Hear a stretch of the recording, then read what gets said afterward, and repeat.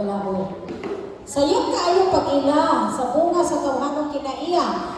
Kita kini sa lawas mo, pagkigilawas uga ug gilas kabuhan. Verse, asa na ka verse? Just lang. Tama sa 18. Okay. Sige, amen. Alright. Perfect. Salamat. So, what are these verses saying here? Sa may gihisgutan sa mga bersikulo. It's saying that the Spirit guides us different than the world. Ang espiritu mugiyag kanato lahi kaysa kalibutan na pagiyag. Right? When we are guided by the Holy Spirit, we live different than the world. Kung nagkinabuhi kita diha sa talang espiritu, magkinabuhi gayud kita nga lahi gyud sa kalibutan mon. And it says that inside of our hearts, there is a conflict, na ay battle. Sa kinasimulan sa itong kasing-kasing, kung magkinabuhi kita diya sa unod, na ito'y pagkasumpaki. Apat kung magkinabuhi kita diya sa espiritu, dunay kalinaw. There is a battle between our flesh and our spirit. Doon naging pakigugno, pakigubat yun, pakigaway aning atong unod nun o sa atong espiritu. And we have to choose to live by the Spirit. Ug atong yung pilion na kinahanglan magkinabuhi kita diha sa espiritu. Right? To continue to deny our flesh and live by the guidance of the Holy Spirit. Padayon gyud nato, pag-in gyud nato ang atong unod nun ug ang espiritu gyud sa Dios may atong pahagion. And I think we all know this very famous verse, O tingali ilato na ninyo kaayo kini nga bersikulo 2 Corinthians, sa 1 Corinthians. second, siguro. Oh, yun. Wala kay verse 10 ay kulay lang. Another. Yeah, in that verse. 2 Corinthians 5:17. 2 Corinthians 5:17, it says, we have been given new life in Christ. Ihatagan na kita bagong kinabuhi diha kang Kristo. That our old life is gone, Ang daan atong pagkatao naglabay na, milabay na. and we are a new creation. Karon bago na kitang mga binuhat. Okay? So, when we receive the Holy Spirit in our life, Kung makita nato ang balang espiritu sulod sa atong kinabuhi. we have been given new life. Nagsugod na ang bagong pagkinabuhi sulod nato.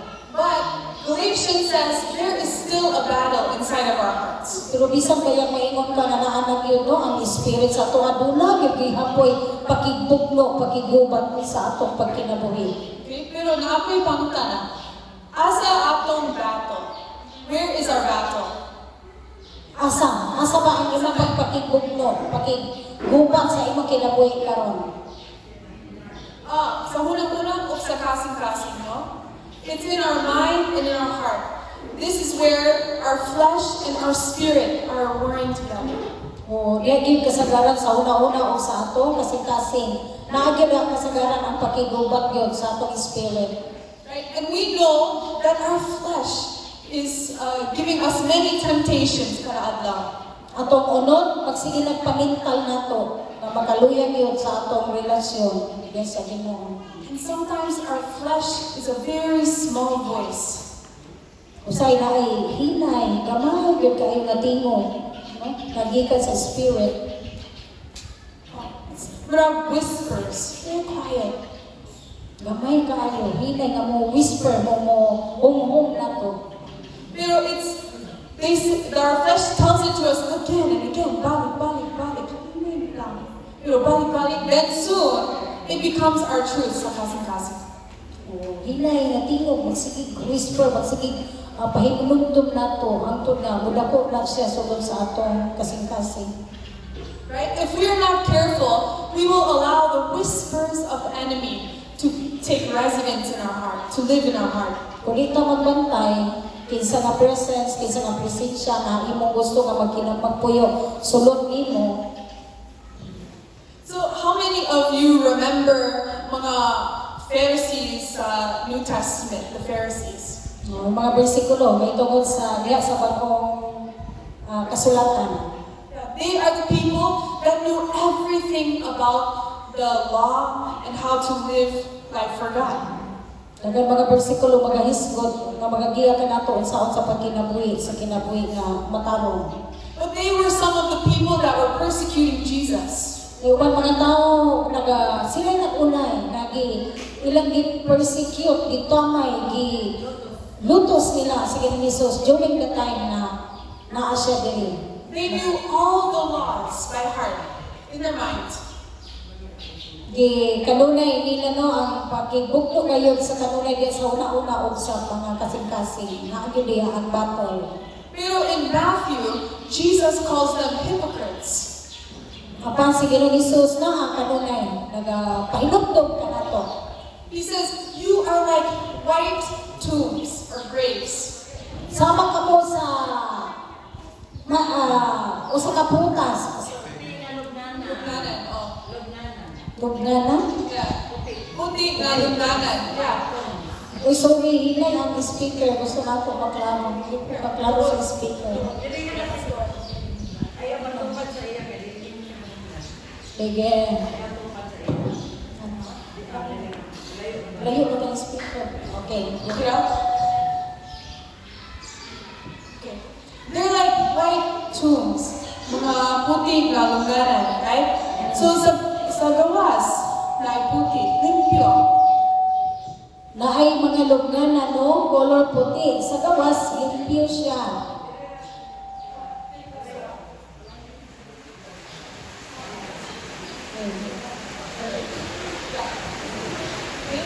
So sa gawas, puti o limpyo, clean. Pero sulod, na ay skeletons. There is death inside of the tomb. Puti, no? Ang mga lugnanan. Pero sa sulod ni ato, doon ay mga hugaw, no? So Dili limpyo. on the outside, the Pharisees knew everything. So sa gawas, sama sa mga Parisiyo,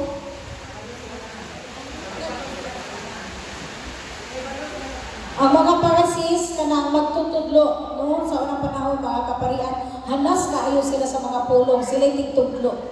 Pero inside of their heart, taon. Pero sulod sila kasing-kasing maot, daot, pangit, na batasan. And this can be like our life, Sama ni usahay sa atong kinabuhi. right? That we can allow the whispers of the flesh to corrupt our heart. Kung imong tugutan bitaw, na ang imong unod, mooy mo takot, muhatag og balatian sakit bitaw sulod nimo sa imong kasing-kasing. And even we get trapped in cycles of sin. Balik-balik sa sala. Balik-balik ang sala, magbalik-balik bitaw og isorbo sa ato tungod sa atong unod. That no matter how hard we try, Bisag maringkamot pa ka, na magtarong ka, magbinuutan ka, that we can't escape the cycle of sin. pero di kita makalangas, makalingkawas, ikan sa pagpakigbisog sa sala. Like this is why people have addiction. Mao ni ang mga tao addicted na, no? Kanang nasanayan na nila, naanad na sila magkuhat og sala. This is why people become trapped in their sin. Ang tao nahimong nalit-agan sa iyang kaugalingong sala. Gusto siya malingkawas pero di siya kagawas kaya ulipon din siya sa sala. And it seems like the sin is stronger than our will to stop it. Usahay, mas kusgan pa ang sala kaysa atong kaugalingon. Di ta kabuntog, usahay, kapili ta. And even the world is saying that freedom means to live how you want. Bisan sa kalibutan karon kung sa imong makita, mauna siya kadautan tungod sa sala. Right? To follow the desires of your heart. Atong gisunod ang mga tiguha sa atong kaugalingong kasing-kasing, mga yutan-on, mga unot-unot na tiguha. But the desires of our heart are not, they're not good. Ang musahay, ang tiguha sa atong kasing-kasing, dili tarong, dili sakto. The Bible says, the heart is deceitful above all things. Nag-ingat ang Biblia, ang kasing-kasing maog, Lord Nay, pinakalimbungan sa tanang butang. Naasunod sa kasing-kasing ang mga dautan. Even the world is saying, follow your heart and you will be free. O karon man gani ang kalibutan, butang lang nato, oy sunday mo gibati, sunday mo kasing-kasing, bisan mautan nato siya. But it's not true freedom. Pero dili tinuod na ang kagawasan, naa sa imong kaugalingon mga kagustuhan nga imong tumanod. O adto lang gihapon ka sa kakulangan. Dili paghapon sakto ang imong kaugalingon nagapangita kapag yapon unsay We still live in the bondage of sin. niya nagkinabuhita nga nagapo sa sala. And there is still a battle inside of our heart. Nagyapon pakigbiso, pakigubat sulod sa kasing-kasing. Right? And we're still living by the flesh. Niya nagkinabuhi pagyapon ta unod nun. Right? So it's fake freedom. So gitawag na siya pili tinuod nga kagawasan. But Jesus came down to earth to give us freedom. Amen? Apan si Jesus minaog ni ani kalibutan na para paghatag ka nato kompleto ang kagawasan. Jesus paid the ultimate price dito sa cross Si to pay for our Jesus sins. nagbayad, naghatag o pili. Ibayaran pa niya dito sa cross. So can we also read Galatians capítulo 5 o versículo 13?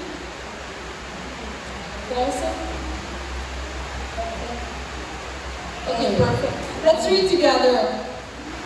Ready ba sa bungan? Apan mo mga igsoon, gitawag ang mga baton o kagawasan. Apan ayaw nimo ang pasangil ang inyong kagawasan aron maghari kaninyo ang lawas ng kaibog. Pag-alagaran hinoon kamo tungod sa gugma. Amen. Okay, so even the church sa Galatia was living to satisfy themselves.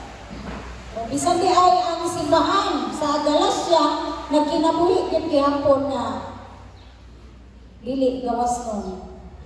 Just like the Pharisees, they're trying to follow all the rules. Sama gud sa mga Parisiyo, gusto sila nga sundot yun, kumplituhan, perfect yun ang balaod. That they were trying to live in the law of Moses. Naa na kinabuhi sila ubos sa balaod ni Moses. But Paul says here, Jesus came so that you would live in freedom. Apan sige ng Isus giani para magkinabuhi kita nga may kagawasan. That Jesus' death on the cross Ang kamatayon ni Kristo dito sa cross, was the fulfillment of the Old Testament. maoy katumanan sa daang tugon. And that karon, we have a New Testament. So karon ganiya kata sa bag-ong kasunuan, We have a new covenant, a new promise. ni atay gilawag nga bag-ong pakigsaan. And that is to live in freedom. O kana mao ang pagkinabuhi diha sa kagawasan. And so even our old habits, our old life can creep up on us. Bisan imong daang kinayahan, daang nga mga amdan, pili gyud kaayo na nang mawala, matanggal gikan kanimo. But because of Jesus, Ug tungod kini Ginoong Kristo, we have been given new life. nagkinabuhi kitang bag-o na. And we have been given freedom from cycles of sin. Gibag-o na ta, dili na ta magkinabuhi sa siging balik-balik na lang yun nga struggle sa sala. And because of Jesus, Tungod kini Ginoong Hesus, we have victory in our hearts. naa na kay kadaugan sulod sa ato kasing-kasing. Right? There's no longer, we cannot allow the flesh to win. Dili na to tugutan na ang mga nanglabay mo'y magdaog sa atong kinabuhi. But that our spirit is always victorious. Kung dili ang atong espiritu, kanunay atong tugutan na kanunay kini magpadaugon. Okay. So, do you know what the enemy came to do here on the earth? Kabalo ka ba sa tuyo sa kaaway nga mao sa Satanas o sa iyang tuyo ani kalibutana?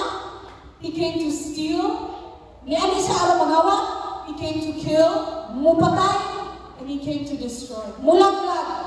That's in John 10:10. Sa Juan 10:10 ato ka mabasa. Right? So the plans of the enemy are to steal, to kill, and to destroy. Muna, moginay gusto ni Satanas, mangawat, mupatay, mulaglag sa tao. But the plans of Jesus Pero ang plano ni Ginoong Hesus, are to give life, muhatag og kinabuhi. and to give life in abundance. Ihatag niya ang kinabuhi nga madagayahon.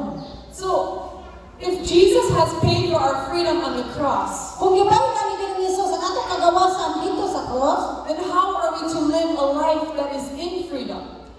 unsaon man nato ang atong kinabuhi ato pong ihatag balik halang nato kaniya. Right? So I want to read together 2 Timothy, kapitulo 1. Yes.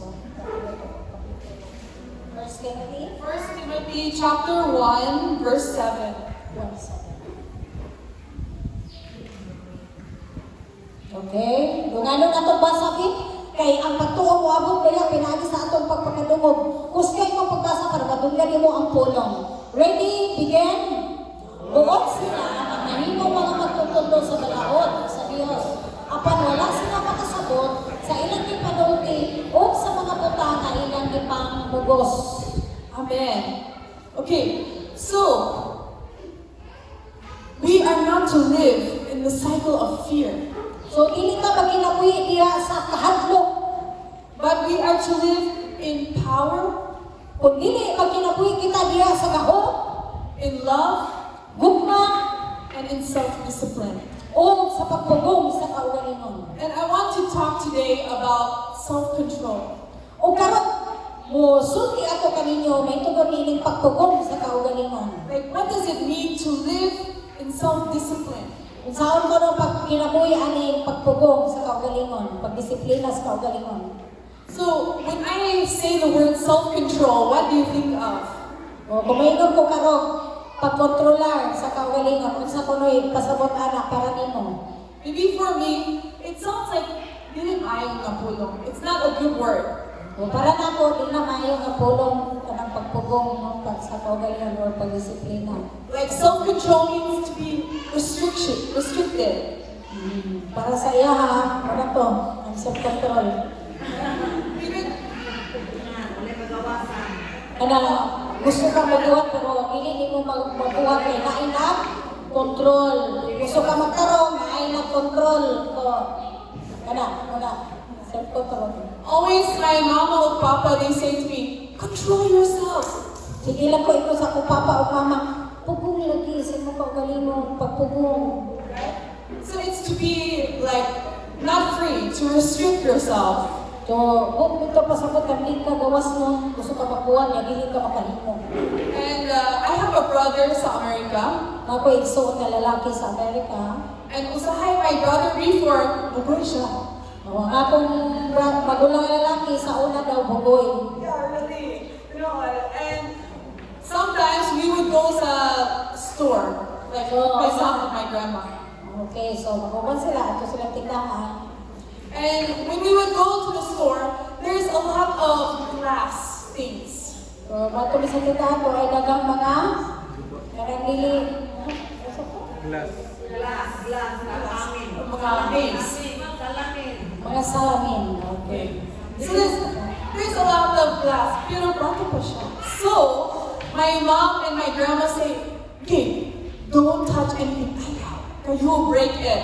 Oh, so yun yung mama papa. Uy, ayaw bigyan naghika pa rin kay glass pa yan, no? Makabuak ko niya ka. So every time he would walk like this, so he didn't touch anything. O, mag-inaanak na din sila. Balik sa tuwa. So, di kay, hindi kulihok kay basa lagi. Makamilok, makabuak. Okay, he's very bugoy. He just wants to touch everything and then guba na. Pero, linasan lagi kaayo. Lipot suroy, anawa, tanawa, nakaguba na. So every time my mom would say, hey, control yourself. So, sige lang ngayon akong inahan na, pagpugong lagi. May disiplinas-linas niya. And now my brother hates going to those stores. So, karon akong magulang, hindi na ganahan mo ato-ato nga pinahan. He doesn't like to go there anymore Dili na siya balik dito, sa ganahan dito. because he always had to control himself. Ay, iya, pag nalagin ka o galingon, ganahan sa pag-empleo. That he wasn't free to be himself in the store. So, dili na siya gawas ng mag-atong tindahan. So this is what we sometimes think about when we hear the word self-control. O, inanaw sa ang atong pagsabot sa puno ng pagpugong sa kaugalingon. Right? But this is not true self-control from the Bible. Pero di na mao ang ginisgutan ng pagpugong sa kaugalingon diha sa Biblia. Right? This is not what God meant. It's not what God means in the Bible. Dili na mao ipasabot sa Ginoo sa pulong kagawasan diha sa Biblia. Right? So, in order to have freedom in Christ, Aron makabaton ka kagawasan diha kang Kristo, we need to control our flesh. kinahanglan atong pugnan ang atong unod. Right? It's almost like a contradiction. Pareha sa kasumpaki ba? Magkasumpaki gayon. Right? How can we have freedom when we are restricting ourselves? Sa mga ito pagpakabaton o gagawasan ko, ang atong kaugalingon. But when we constrict our flesh, then we are living by the Spirit. Pero pwede di kayo na kontrolo na ito atong unod nun o ang Espiritu sa Diyos, maunay atong pagkasundod. And I'm reminded of another verse in the Bible. O nayo sa Biblia diya sa versikulo diya sa Biblia. Sa 2 Corinthians chapter 10, verse 5. Okay, kaya na po, no? Ikadwa Korinto 10:5 atong basahon. Ready? Begin. Gipukan namo ang tanang babag nga gigamit sa magpagabuhon, batok sa kaigalo, may tungod sa Dios o gibihan namo ang tanang una-una o gipasulog kang Kristo. Okay, amen. So we said kanina na ay battle sa atong una-una o sa kasing-kasing, no? So, what do? We take every thought captive. Oh, atong manduan na ang tanan mo kanang gibihan kita namo ang tanan una-una o gipasunod kang Kristo. Imong bihagon, kontrolon imong mga panguna-una. And we say to every thought, obey Christ. Sa tanan lagi ganahin mong ginahuna-una, lapit na yung maayo ignarin imong una-una. Hoy, akong sundon si Jesus. Akong sundon ang panguna-una sa Ginoo. Right? So, we are changing all of the works of the enemy sa huna-huna o sa kasing-kasing. We are saying, come under the authority of Christ. Oh, matak na ana gani mga una-una nga mga tulibagpak na sa kung saan nagkasulod ang mga una-una, imo na yung isulti ka ng bersikulo. Hoy, ikaw pang una-una, ubos ka na sa pagmando ni Kristo. Right? And earlier today, it's Galatians 5, verse 22 or 23. Dili sa Galacia 5:22-23. We read about the fruits of the Spirit. Atong nabasa no ang bunga sa balaang espiritu. Okay, do you know the fruits of the Spirit? Kabalo na ba ko sa atong bunga sa balaang espiritu? Okay, it is Ni Adani.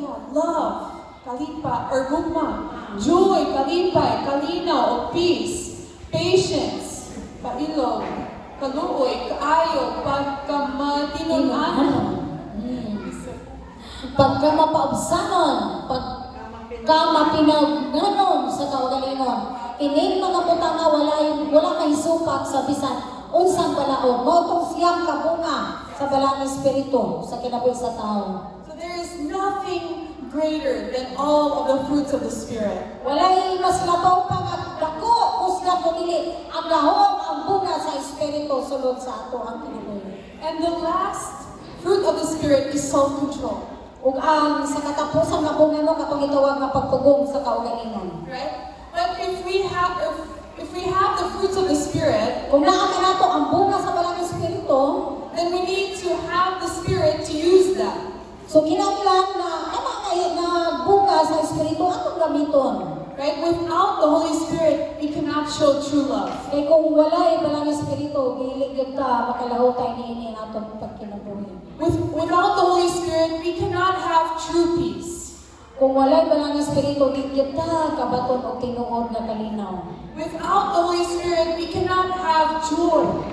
Kung wala ang balang espiritu, di ka makabaton og tinud-anay nga kalipay. And the last one, we cannot have self-control without the Holy Spirit. O sa katapusan, di gyud ka makahimo sa pagpugong sa imong kaugalingon kung wala ang balang espiritu. So if we are to live in freedom, Kung gusto ka nga magkinabuhi diha sa kagawas nun, then we have to have self-control. then kinahanglan naatay pagpugong sa kaugalingon. And we need to have the Spirit inside of us to help live in self-control. Ang balaang espiritu, maumagyod niya mo tabang nato nga makapugong ka sa atong kaugalingon. And through that, we will be victorious in our O pinaagi anak magkinabuhi na ta nga madaogon. right? So, even we are not strong in our own flesh, Bisan usahay mabuntong ka sa atong unod-nun. but we become strong in the Spirit. Pero tuguti ang balaang espiritu sampita siya mahimo lagi kang kusgan o makabuntog ka. Right? Every spirit of addiction must bow at the name of Jesus. Tanan nga nautang nga espiritu, magaluhod ka na sila pinagi sa ngalan ni Ginoong Hesus. Every sin must come under the authority of Jesus. Tanang sala. Kung sabiton mo lang si Ginoong Hesus, inalong ka na sila, ulipon ka ng mga sala, pinagisangala ni Ginoong Hesus sulod sa imong kinabuhi. Every generational curse that has been through a family for a long time must leave at the name of Jesus. Mudagan, nakapanunod ng mga tunglo bitaw, nakapanunod ng mga sala. Gikan sa atong mga katigulangan hangtod sa ato, apan kanang tanan mabukag pinagisangala ni Ginoong Hesus. And this is the freedom that Jesus has died for. Mauni ang katuyuan na nanong si Ginoong Hesus na matay dito sa cross. And He has given to you. O kana gihatag niya na nga gahom o kagawasan diha nimo. Okay, but how are we supposed to live in self-control? So, ano sa man ta magsugod sa pagkinabuhi sa pagkaning pagtugong sa kaugalingon. I think the first thing we need to do is surrender our life to God. Unang butang atong buhaton. Atong isurrender kining atong kinabuhi ngadto sa Dios. That it's not in our own strength, Dili sa imong kaugalingong kusog, but it's in God's strength. kundi diha sa kusog sa Dios. Right? And God works through people who are willing to surrender to Him. Ang Ginoo magapabuhat ni atong mga tao, ni atong mga kasing-kasing dito nga musurrender pod, willing gyud pod nga pag-uon sa Ginoo. And so when we come to the feet of Jesus, Kung muduol kita ngadto sa tiila ni Ginoong Hesus, we say, Lord, I don't have anything to give. Lord, di ko ka balo kahimo sa akong pagkinabuhi kung ako lang. Lord, I need you. Lord, di kinahanglan ko ikaw. Then He gives us Kung freedom. tagaan kita niya, He gives us breakthrough. tagaan din kita niya kadaugan. And I think for many people, breakthrough looks different. Para sa mga tao, ang kining kadaugan, lahit ang ilang paglantaw ani. Sometimes people receive freedom instantly. Ang uban ngayon nga, gawas nun, kaning madaugon ko diha sa kaugalingon, no, nga mga pagpaningkamot. Right? We pray for people and addiction is gone. Mag-ampo ta, ampuan nato ng uban bitaw. Usa sila kanang addicted kini sila sa ilang kapabuhaton. Sa diyan atong ampuan, makabaton gid biya sila kagawasan, kapaguhan. But for some people, it takes years, it takes days, it takes a very long time. Ang uban po, sige na itong ampuan, ipagapon ka kabagoon, ipagapon ka pagkagawasan ng mga addiction sa sala. Pero sa hinay-hinay, doon nagyoy kabaguhan. Right? It's surrendering ourselves to God every day. So, kada adlaw, isurrender yun dahil nato, ato kinabuhi nato sa Dios. It's surrendering ourselves to God every hour. Surrender kada minuto, kada oras, Lord. Surrender ko niya akong kinabuhi, Lord. Surrender na ko din sa sala. Every minute. Every minute, kada minuto. Surrender. And so, we need to decide every day and claim the promises of Jesus over our life. Kada adlaw, Lord, ako yun ang i-claim ang kadaugan sunod sa akong kinabuhi. We have to choose Christ. Pilian sa Ginoong Hesus. Right? That we will be victorious in the battle of our heart and in our mind. Para madaugon kita, niining pakibukno sa atong una-una o kasing-kasing. And then we will receive the freedom of Jesus. Then ato masinatian, ang kagawasan nga tinunanay, diya lang yun ka Ginoong Hesus. Right? So number one is surrender our life to God. Number one, ihalat, imong kinabuhi nga to sa Dios. Okay, and number two, we need to declare breakthrough over our life. Ikaduha, ideklara yun, ining ipabulong yun ba, kada adlaw. Right? That sometimes we don't see change in the natural yet. Usahay, di pag yun, no, diretso yun, makita nato ang kausaban. But we have to claim it in our heart. I-claim kanunay, kada adlaw. Sa So imong kasing. we have to claim it in our mind. I-claim sa imong salabutan, imong una-una. And then we will see the fruit of it on the outside. Makita nimo ang kabungahan. Mubunga lagi yun ng imong pag-surrender, paghalat sa Ginoo, imong pagdeklara matag adlaw. Right? Because of Jesus, we are no longer slaves. So wala pa si Ginoong Hesus, wala pa yun, no? Wala yun kalawasan ang tao. Wala yun kalawasan. But if we are still wearing the clothes of a prisoner, like,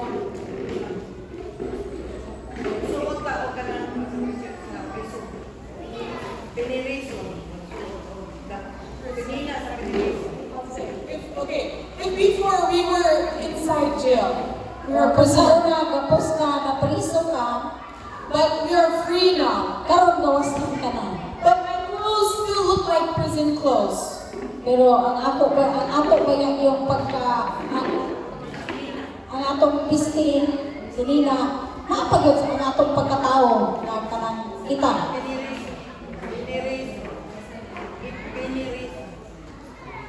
Piniriso kita, no? Ihapon sa kaugalingon. If I'm still living like I'm a prisoner, Kung magkinabuhi pa ka na sama pagyapon sa piniriso, then am I truly free? gawason pa pagyapon ka ana? Really? Hindi. Even though I am outside prison, I'm still living like I'm there. Tinuod yun, no? Bisan pa moingon ka sa imong kaugalingon na kanang gawas nun ako, pero sa tingod na daily nga struggle nimo gapos ka pagyapon. So we have to claim the promises of Jesus over our heart and our minds. So, kada adlaw yun, imong i-claim ang mga saad ni Ginoong Hesus. Pareha kanina no, ang verse, gawas nun na ta. That by faith we are living in freedom. So, pinaagi sa pagtuo, maglakaw ta nga may kagawasan.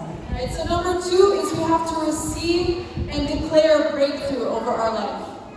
Mao na, ang ikadong bahino nga magawas sa maglakaw ka, nga madaugon niya sa imong Kristohanong pagkinabuhi. And the last one, we need to avoid temptation. So, atong ikayan, kanang daganang batalig na may mga tentasyon. Right? So Galatians 5 is saying there is a battle all the time, constant. Yun ang galas siya kanina sa pagibasa. Kanunay yun ay pakigugno, pakigubat sa atong unod. So we have to take every thought captive. Kung tanan, nga atong kapangunaw-naon, atong nagapuson. Right?